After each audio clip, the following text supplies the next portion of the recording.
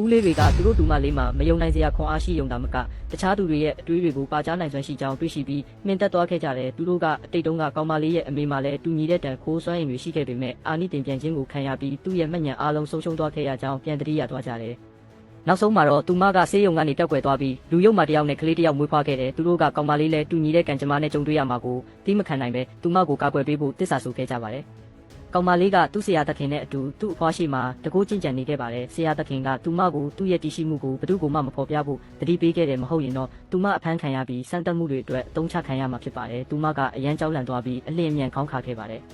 အဖွားကသူမပန်းတီးမစားချင်ဘူးလို့ထင်ပြီးသူမအတွက်ချက်ပြုတ်ပေးဖို့ဆုံးဖြတ်လိုက်ပါတယ်အဲ့ဒီအချိန်မှာပဲအတော်ဖြစ်သူကသူ့သမီးနဲ့အတူရောက်လာခဲ့ပါတယ်ကောင်မလေးကကြက်တူရွေးနဲ့ကစားနေတာကိုမြင်တော့သူမကကောင်မလေးကိုယဉ်ကျေးမှုမရှိဘူးဆိုပြီးရုတ်တရက်အောင်ငေါက်ခဲ့ပါတယ်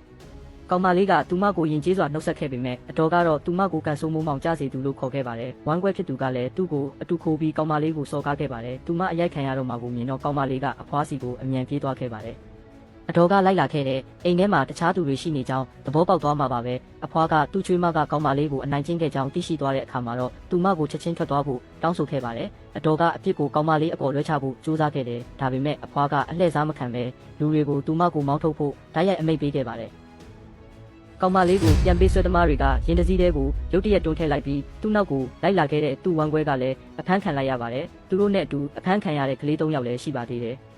အဲ့ဒီနောက်ပြန်ပေးဆွဲသမားတွေကသူတို့ကိုတထေးသမီးဘယ်သူလဲဆိုတာကိုပြောဖို့အတင်းအကျပ်စီခိုင်းခဲ့တယ်သူ့ဝမ်းခွဲကိုကာကွယ်ဖို့အတွက်ကောင်မလေးကအဲ့ဒါသူမဖြစ်ကြောင်းပြောဆိုခဲ့ပေမဲ့မာနကြီးတဲ့ဝမ်းခွဲကတော့ကောင်မလေးကိုသူ့ရဲ့ပုံစံအမှန်ကိုခိုးယူတယ်လို့ဆွဆွဲပြီးကောင်မလေးနဲ့ရန်ဖြစ်ခဲ့ပါသေးတယ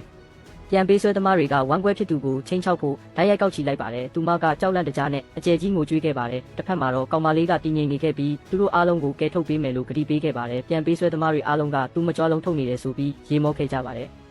ရုတ်တရက်ကောင်မလေးရဲ့လက်ကောက်ကရွှေရောင်လင်းတန်းတစ်ခုထုတ်လုပ်ပြီးသူမကကျိုးတွေကနေရုံထွက်လွတ်မြောက်သွားခဲ့ပါတယ်။တခြားသူတွေကမြင့်တက်သွားခဲ့ကြတယ်။ပြန်ပေးဆွဲသမားတွေကတယောက်ကသူမကိုဖမ်းဆွဲဖို့ကြိုးစားခဲ့ပေမဲ့လက်တီးတစ်ချက်နဲ့သတိလစ်သွားခဲ့ပါတယ်။ကျန်တဲ့သူတွေကသူမစီကိုပြေးဝင်တိုက်ခိုက်ခဲ့ကြပေမဲ့သူမကသူတို့ကိုလည်းအလွယ်တကူနှိမ်နင်းနိုင်ခဲ့ပါတယ်။တခြားကလေးတွေအားလုံးကသူမကိုချီးကျူးခဲ့ကြပြီးကောင်မလေးကဂုဏ်ယူနေခဲ့ပါတယ်။ဝမ်းကွဲဖြစ်သူတယောက်တည်းသာသူ့ရဲ့ကန်ဆိုးမှုကိုကောင်မလေးအပေါ်အပြစ်တင်နေခဲ့တော့မှာပဲ။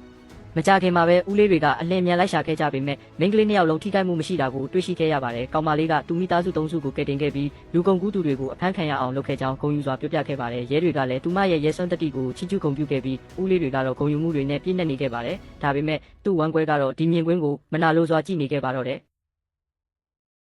ကောင်မလေးကသူ့ဦးလေးတွေနဲ့အတူတောထဲမှာစခန်းချနေတဲ့သူတို့ကအတူတူအသားခင်ပြီးစုံတွေလွတ်ကအချိန်ကိုပျော်ရွှင်စွာကုံဆုံးနေခဲ့ကြတယ်။ဒါပေမဲ့သူ့တော်နဲ့ဝမ်းကွဲရောက်ရှိလာတဲ့အခါမှာတော့ပျော်ရွှင်မှုကကြားဖြတ်နှောက်ယှက်ခြင်းခံလိုက်ရပါတယ်။သူ့ရဲ့အကြီးဆုံးဦးလေးကသူ့သမီးကိုပွေးဖက်ဖို့ကြိုးစားခဲ့ပေမဲ့သူမကညှင်းဆိုခဲ့ပြီးသူ့အမေအိမ်ပြန်လာစေခြင်းကြောင့်ပြောခဲ့ပါတယ်။သူကဒါဟာသူ့အမေကသူမကိုပြောခိုင်းထားတဲ့အရာတစ်ခုဖြစ်ကြောင်းသိနေခဲ့ပါတယ်။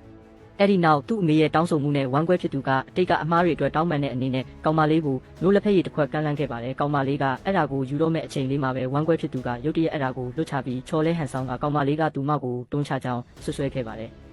အတော်ဖြစ်သူကကောင်မလေးကိုစူးစိုက်ကြည့်ခဲ့ပေမဲ့ကောင်မလေးကသူမမတွန်းခဲ့ကြောင်းအခိုင်အမာပြောဆိုခဲ့ပါတယ်။ဦးလေးဖြစ်သူကအရာအလုံးကိုမြင်တွေ့ခဲ့ပြီးသူ့သမီးကိုတင်ကန်းစာပေးဖို့အတွက်ကောင်မလေးကိုနိုးလက်ဖက်ရည်နဲ့သူမကိုပပြန်းခိုင်းခဲ့ပါတယ်။ဝမ်းကွဲဖြစ်သူကငိုကြွေးစပြုပြီးအတော်ဖြစ်သူကသူ့ခင်ပွန်းကိုအယမ်းရက်ဆက်တယ်ဆိုပြီးအော်ငေါက်ခဲ့ပါတယ်။ထွက်ခွာသွားတဲ့သူ့သမီးကိုကြည့်ရင်ဦးလေးဖြစ်သူကအယမ်းစိုးရိမ်နေခဲ့ပြီးသူ့ဇနီးကိုသူမကိုစိုးအောင်မတင်ဖို့တတိပေးခဲ့ပါတယ်။တစ်ချိန်တည်းမှာပဲကောင်မလေးကနောက်ထပ်ဦးလေးတစ်ယောက်နဲ့အတူတောအုပ်ထဲမှာလမ်းလျှောက်နေခဲ့ပါတယ်။ရုတ်တရက်သူတို့ကတစုံတစ်ယောက်ကူညီတောင်းအောင်ဟစ်တံကိုကြားလိုက်ရပါတယ်။ကောင်မလေးကသူ့ဦးလေးကိုကယ်ဆယ်ရေးစီဆွဲခေါ်သွားရမှာတော့တစ်ပင်အောက်မှာလဲလျောင်းနေတဲ့သတိလစ်နေတဲ့ကောင်လေးတစ်ယောက်ကိုတွေ့ရှိခဲ့ရပါတယ်။တခြားဦးလေးတွေရောက်ရှိလာပြီးကောင်လေးရဲ့နှလုံးခုန်နှုံးနဲ့အသက်ရှူမှုကပုံမှန်ဖြစ်ပေမဲ့သူကတုံ့ပြန်မှုမရှိသေးကြောင်းသဘောပေါက်သွားခဲ့ကြတယ်။ဦးလေးတစ်ယောက်ကသူ့ကိုစီးပွားရေးလုပ်ဖို့ခိုင်းဖက်တူရဲ့ပျောက်ဆုံးနေတဲ့သားအဖြစ်မှတ်မိသွားပြီးသူတို့ကရဲကိုအလင်းအမြန်ကြောင်းကြားခဲ့ကြပါတယ်။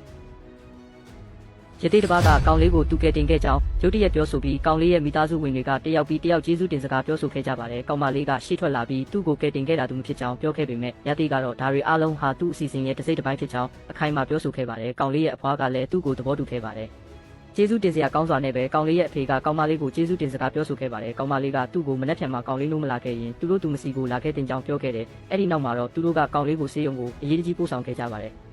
နောက်တစ်နေ့မှာတော့အမျိုးသားကကောင်လေးကိုပွေ့ချီပြီးအလင်းအမြန်ရောက်လာကကောင်မလေးကိုသူ့ကိုကယ်တင်ပေးဖို့တောင်းဆိုခဲ့ပါတယ်။သူ့ဆရာသခင်ကကောင်မလေးကိုကောင်လေးရဲ့ဝိညာဉ်ကသူ့အိမ်ကိုရှာမတွေ့နိုင်ပဲသူမကသူ့ကိုပြန်ခေါ်လာဖို့အိမ်မက်ထဲကိုဝင်ရောက်ရမယ်လို့ပြောခဲ့ပါတယ်။ ဒါပေမဲ့ကောင်လေးရဲ့အဖွားကတော့ကောင်မလေးပြဿနာရှာနေတယ်လို့ထင်ခဲ့ပါတယ်သူမကမန်နန်ရွတ်ဆိုဖို့ရတိကိုခေါ်ဆောင်လာခဲ့ပေမဲ့ကောင်လေးကနိုးမလာခဲ့ပါဘူးကောင်မလေးကသူမတူကိုပြန်ခေါ်လာမယ်လို့ပြောပြီးအိမ်မက်ထဲကိုဝင်ရောက်သွားခဲ့ပါတယ်ဒီအချိန်မှာကောင်လေးကငိုကြွေးနေခဲ့ပါတယ်သူမကသူ့ကိုနှစ်သိမ့်ပြီးအိမ်ပြန်ခေါ်သွားမယ်လို့ကတိပေးခဲ့ပါတယ်